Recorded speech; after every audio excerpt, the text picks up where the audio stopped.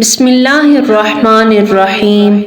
حضرت ابو ہریرہ رضی اللہ تعالیٰ عنہ سے روایت ہے، انہوں نے فرمایا ابراہیم علیہ السلام نے 3 مواقع کے سوا کبھی جھوٹ نہیں کہا۔ ان میں سے 2 اللہ کے لیے تھے جن سے اللہ کی دین یعنی توحید کی حقانیت ثابت کرنا مقصود تھا۔ ایک آپ کا یہ فرمانا انی سقیم، میں بیمار ہوں، اور یہ فرمانا بل فعلہ کبیرہم ھذا، یہ کام ان کے اس بڑے سردار بت نے کیا ہے۔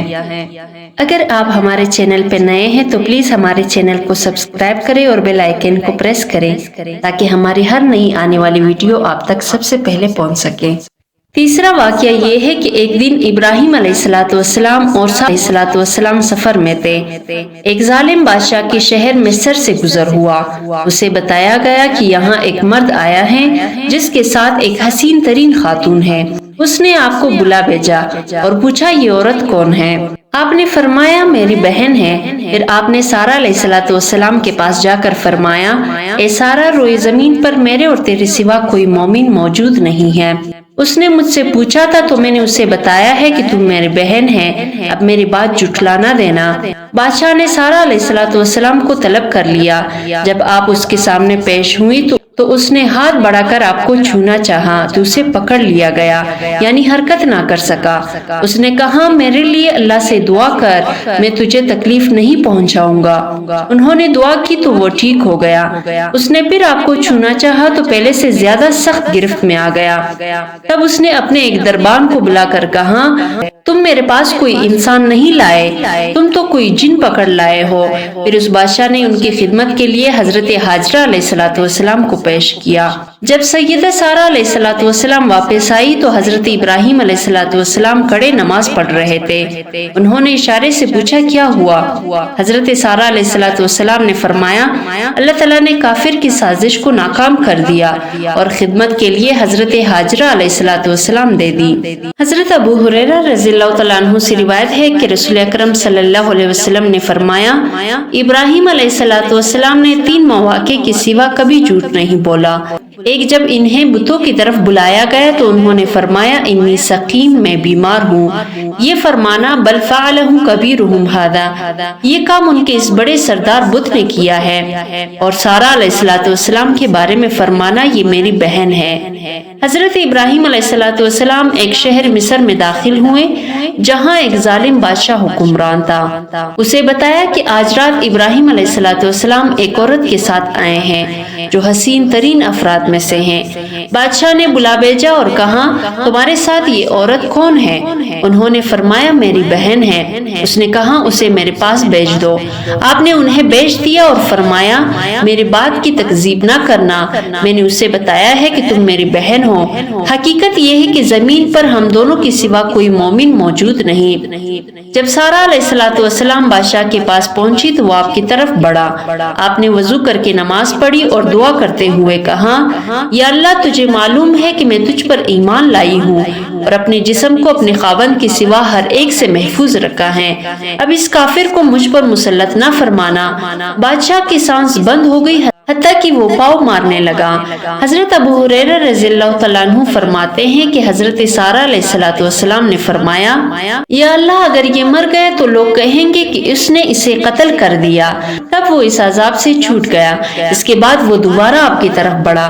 آپ نے پھر وضو کر کے نماز پڑھی اور کہا یا اللہ تجھے معلوم ہے کہ میں تجھ پر اور تیرے رسول پر ایمان لائی ہوں اور اپنے جسم کو اپنے خاوند کے سوا ہر ایک سے محفوظ رکھا ہے، اس کافر کو مجھ پر مسلط نہ فرمانا۔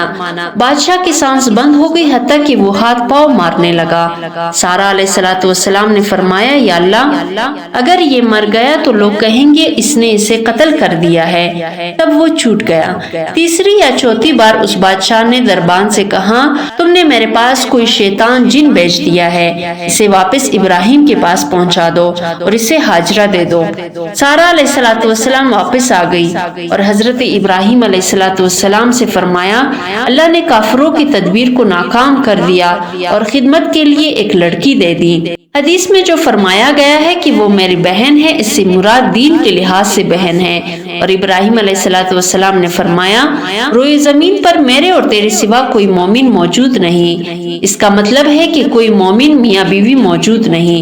اس عبارت کا یہی مطلب لینا ضروری ہے کیونکہ لوط علیہ السلام بھی ان کے ساتھ تھے اور وہ نبی تھے۔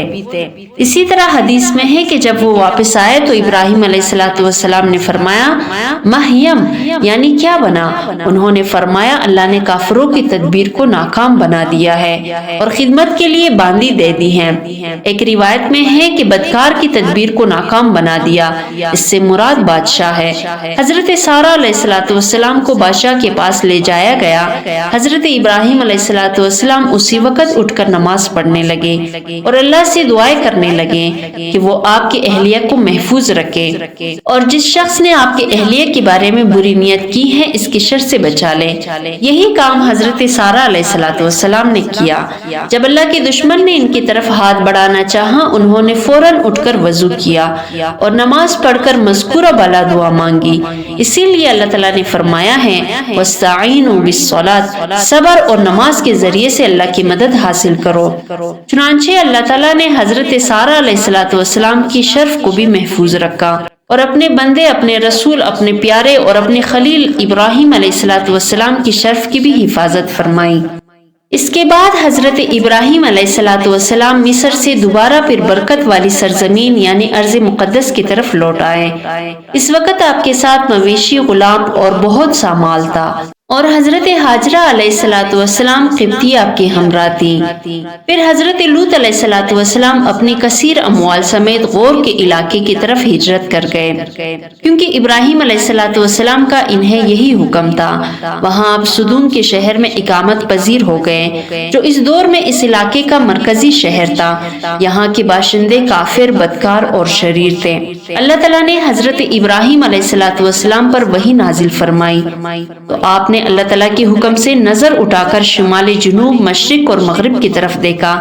اللہ تعالیٰ نے آپ کو بشارت دیتے ہوئے فرمایا میں یہ سرزمین تجھے اور تیرے اولاد کو قیامت تک کے لیے دوں گا اور تیرے اولاد کو بڑھاؤں گا حتیٰ کہ وہ ریت کی ذروں کے برابر ہو جائے گی۔ حضرت ابراہیم علیہ السلام کو دی ہوئی اس بشارت میں امت محمدیہ بھی شامل ہے، بلکہ اسی امت میں پیشن گوئی کامل ترین اور عظیم ترین انداز سے پوری ہوئی ہے۔ اس کی تائید رسول اللہ صلی اللہ علیہ وسلم کی اس فرمان سے بھی ہوتی ہے اللہ تعالیٰ نے میرے لیے زمین سمیٹ دی تو میں نے اس کی مشرقی اور مغربی حصے دیکھ لیے۔ میری امت کی سلطنت وہاں پہنچے گی جو حصہ سمیٹ کر مجھے دکھایا گیا۔ علماء کرام بیان فرماتے ہیں کہ اس کے بعد کچھ بدماشوں نے حضرت لوط علیہ السلام پر قابو پا کر انہیں قید کر لیا، ان کا مال چھین لیا اور مویشیوں کو ہانک کر لے گئے۔ حضرت ابراہیم علیہ السلام کو خبر ملی تو آپ 318 افراد لے کر روانہ ہوئے۔ آپ نے لوط علیہ السلام کو بھی چھڑا لیا، ان کا مال و متاع بھی واپس لے لیا اور اللہ اور اس کے رسول کی دشمنوں کی بہت سی تعداد کو تہ دیکھ کر دیا۔ انہیں شکست دی اور ان کا تعاقب کیا حتیٰ کہ دمشق کے شمال تک پہنچ گئے، وہاں برزہ کے مقام پر پڑاؤ ڈالا۔ میرے خیال سے اس جگہ کو مقام ابراہیم اسی لیے کہا جاتا ہے کہ وہاں ابراہیم علیہ السلام کے لشکر نے پڑاؤ ڈالا تھا۔ پھر آپ فاتحانہ طور پر اپنے علاقے میں واپس تشریف لائے۔ بیت المقدس کے بادشاہوں نے بڑے احترام کے ساتھ آپ کا استقبال کیا، آپ کی اطاعت قبول کی اور آپ اپنے وطن میں اقامت پذیر ہو گئے۔ آپ پر اللہ کی بہت سی درود و سلام ہو۔ حضرت عبداللہ بن عباس رضی اللہ تعالیٰ عنہ بیان کرتے ہیں کہ سب سے پہلے جس خاتون نے کمربند استعمال کیا وہ اسماعیل علیہ السلام کی والدہ تھی۔ انہوں نے کمربند استعمال تاکہ ان کے نشان قدم سارہ علیہ السلام سے پوشیدہ رہیں۔ بعد میں حضرت ابراہیم علیہ السلام انہیں اور ان کے شیرخوار بیٹے اسماعیل علیہ السلام کو لے گئے اور انہیں بیت اللہ کے پاس زمزم سے اوپر کی طرف موجود مسجد کے بالائی حصے میں ایک بڑے درخت کے پاس ٹھہرا دیا۔ اس وقت مکہ میں کوئی انسان نہیں رہتا تھا اور وہاں پانی بھی نہیں تھا۔ آپ نے انہیں وہاں اتارا اور ان کے پاس کھجور کا ایک تیلا اور پانی کا ایک مشکیزہ رکھ دیا۔ پھر ابراہیم علیہ السلام واپس چل پڑے۔ اسماعیل علیہ الصلوۃ والسلام کی والدہ بھی ان کے پیچھے چلی اور کہا ابراہیم علیہ الصلوۃ والسلام آپ ہمیں اس وادی میں چھوڑ کر کہاں جا رہے ہیں؟ یہاں نہ کوئی ساتھی نہ ہمسایہ ہے نہ ضرورت کی کوئی چیز ہے۔ انہوں نے کئی بار یہ بات کہی لیکن آپ ان کی طرف متوجہ نہ ہوئے۔ آخر انہوں نے کہا کیا آپ کو اللہ نے یہ حکم دیا ہے؟ انہوں نے فرمایا ہاں۔ وہ بولی تب وہ ہمیں ضائع ہونے نہیں دے گا اور پلٹ گئی۔ حضرت ابراہیم علیہ الصلوۃ والسلام چلتے چلتے جب سینا کاٹھی پر پہنچے جہاں سے وہ لوگ نظر نہیں آ رہے تھے تو انہوں نے کعبہ شریف کی طرف منہ کر کے ہاتھ اٹھا دیے اور یہ دعا مانگی، ربنا انی اسکنت من ذریتی بواد غیر ذی زرع عند بیتک المحرم ربنا لیقیموا الصلاة فاجعل افئدة من الناس تهوی الیہم وارزقهم من الثمرات لعلهم یشکرون۔ اے پروردگار میں نے اپنے اولاد میدان مکہ میں جہاں کہتی نہیں تیرے عزت و ادب والے گھر کے پاس بسائی ہیں۔ اے پروردگار تاکہ یہ نماز پڑھے سو تو لوگوں کے دلوں کو ایسا کر دے کہ ان کی طرف جھکے رہیں اور ان کے پلوں سے رزق دے تاکہ تیرا شکر کرے۔ حضرت اسماعیل علیہ الصلوۃ والسلام کی والدہ ان کو دودھ پلاتی تھی اور خود اس پانی میں سے پی لیتی تھی، حتیٰ کہ جب مشکیزے کا پانی ختم ہو گیا تو انہیں پیاس لگی اور ان کے بیٹے کو بھی پیاس لگ گئی۔ وہ دیکھ رہی تھی کہ بچہ پیاس کی وجہ سے بے چین ہے اور اسے تڑپتا نہ دیکھ سکی، اٹھ کر چل دی۔ انہیں اپنے قریب کی زمین میں سے صفا پہاڑ سب سے قریب معلوم ہوا۔ وہ اس پر چڑھ گئی، پھر وادی کی طرف منہ کر کے دیکھا کہ کیا کوئی انسان نظر آتا ہے؟ کوئی نظر نہ آیا۔ وہ صفا سے اتری، جب وادی کی نشیب میں پہنچی تو قمیص کا دامن جو زمین تک پہنچتا تھا اٹھا کر اس طرح بھاگی جس طرح کوئی پریشان و مصیبت زدہ انسان دوڑتا ہے، حتیٰ کہ وادی کو پار کر لیا۔ پھر وہ مروہ تک پہنچی جو اس پر چڑھ گئی اور دیکھا کہ کیا کوئی نظر آتا ہے؟ کوئی نظر نہ آیا۔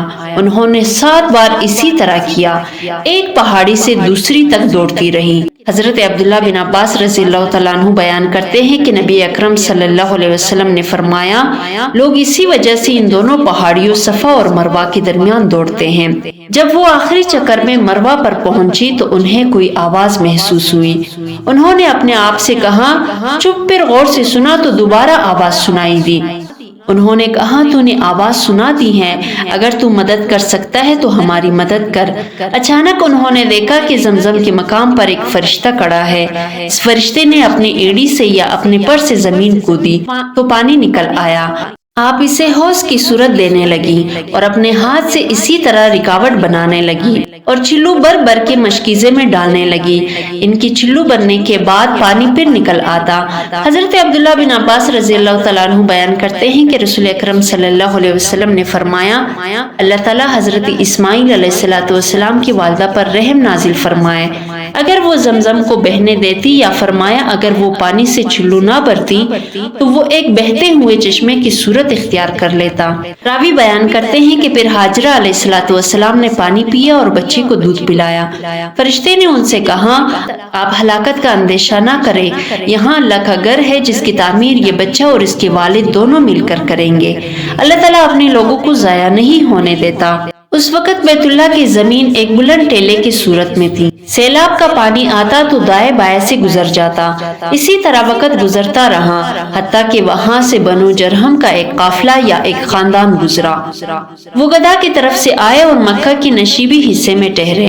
انہیں ایک پرندہ منڈلاتا ہوا نظر آیا تو بولے یہ پرندہ تو پانی پر منڈلایا کرتا ہے، ہم تو جب اس وادی سے گزرتے ہیں تو یہاں پانی نہیں ہوتا۔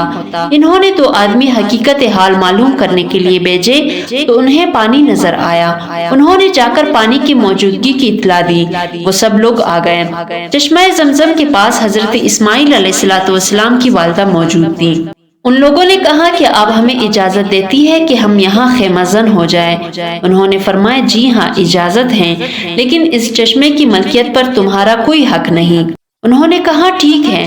انہوں نے اپنے اپنے گھر والوں کو بھی بلا لیا، حتیٰ کہ وہاں کئی گھر بس گئے۔ تورات میں لکھا ہے کہ اللہ تعالیٰ نے حضرت ابراہیم علیہ الصلوۃ والسلام کو حکم دیا کہ اپنے بیٹے اسماعیل علیہ الصلوۃ والسلام کی ختنہ کریں اور ان کے پاس جو غلام اور دوسرے افراد موجود ہیں ان کی بھی ختنہ کریں۔ آپ نے حکم کی تعمیل کی۔ اس وقت آپ کی عمر 99 سال تھی۔ اس طرح اس وقت حضرت اسماعیل علیہ الصلوۃ والسلام کی عمر 13 سال بنتی ہے۔ حضرت ابراہیم علیہ الصلوۃ والسلام اپنے بیٹے کے گھر مکہ مکرمہ تشریف لائے۔ تب ان کے بیٹے گھر میں موجود نہ تھے۔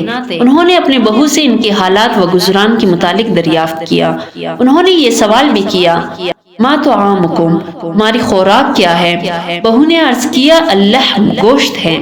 انہوں نے پوچھا، فما شرابکم، تمہارا مشروب کیا ہے؟ بہو نے جواب دیا، الماء، پانی۔ انہوں نے کہا، اللہم بارک لہم فی اللحم والماء، اے اللہ ان کے لیے گوشت اور پانی میں برکت عطا فرما۔ اور ایک دوسری روایت میں ہے کہ حضرت ابراہیم علیہ الصلوۃ والسلام نے فرمایا، اللہم بارک، اے اللہ ان کے لیے ان کے کھانے اور پینے میں برکت عطا فرما۔